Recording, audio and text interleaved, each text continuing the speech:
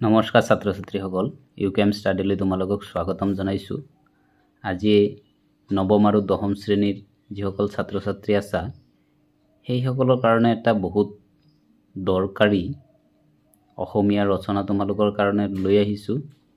বিশেষকৈ HSLC এইবাৰ যিসকল ছাত্ৰ ছাত্ৰীয়ে পৰীক্ষা দিবা এইটো ৰচনা ইহঁতৰ কাৰণে বেছি ইম্পৰ্টেণ্ট হ'ব, কাৰণ আমাৰ মৰমৰ হিয়াৰ আমঠু জুবিন দা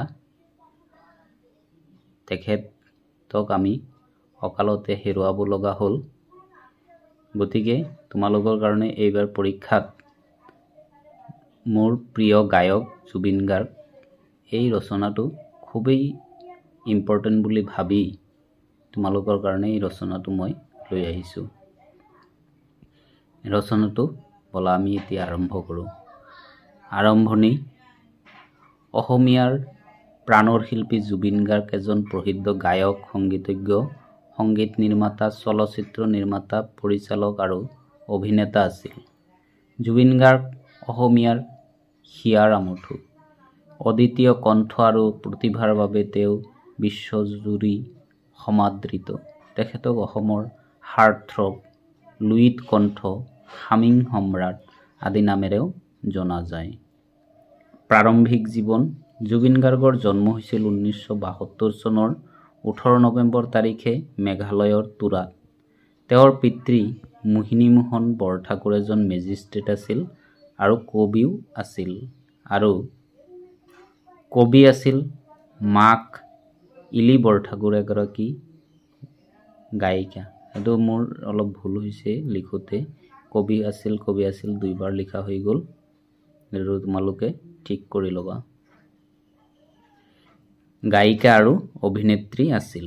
ব্যক্তিগত জীৱন।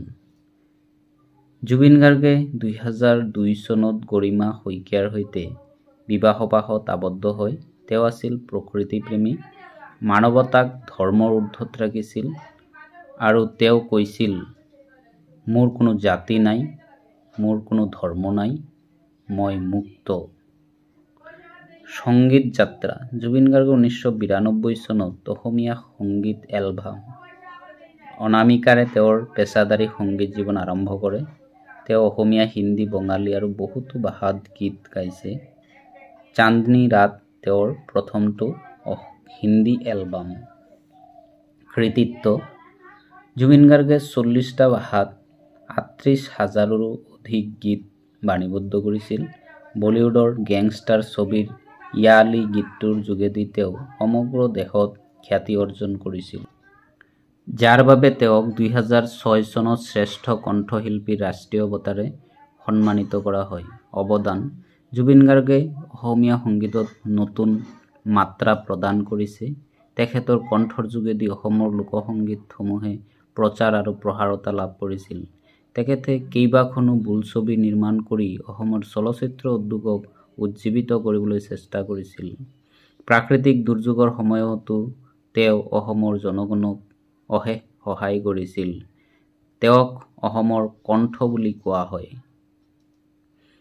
সামৰণি। প্ৰকৃতিপ্ৰেমী, মানৱদৰদী এইজন মহান শিল্পীয়ে 2025 চনৰ 19 ছেপ্টেম্বৰৰ দিনা ছিংগাপুৰত মৃত্যুবৰণ কৰে।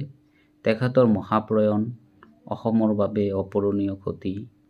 মহামানৱ জুবিন গাৰ্গ অমৰ হওক, তাকে ভগৱানৰ ওচৰত প্ৰাৰ্থনা জনালোঁ। সেইটো তোমালোকৰ কাৰণে একদম চমুকৈ শ্বৰ্টত মই যাতে তোমালোকে ধুনীয়াকৈ লিখিব পাৰা সেইকাৰণে কৰি দিছোঁ। আৰু যিসকলে ভাবিছা যে এইটো অলপ সৰু হৈছে সিহঁতে আৰু কিবা নতুন কথা সংযোজন কৰিও ল'ব পাৰিবা। আজিৰ এই ভিডিঅ'টো তোমালোকৰ কাৰণে বহুতেই ইম্পৰ্টেণ্ট হ'ব বুলি ভাবি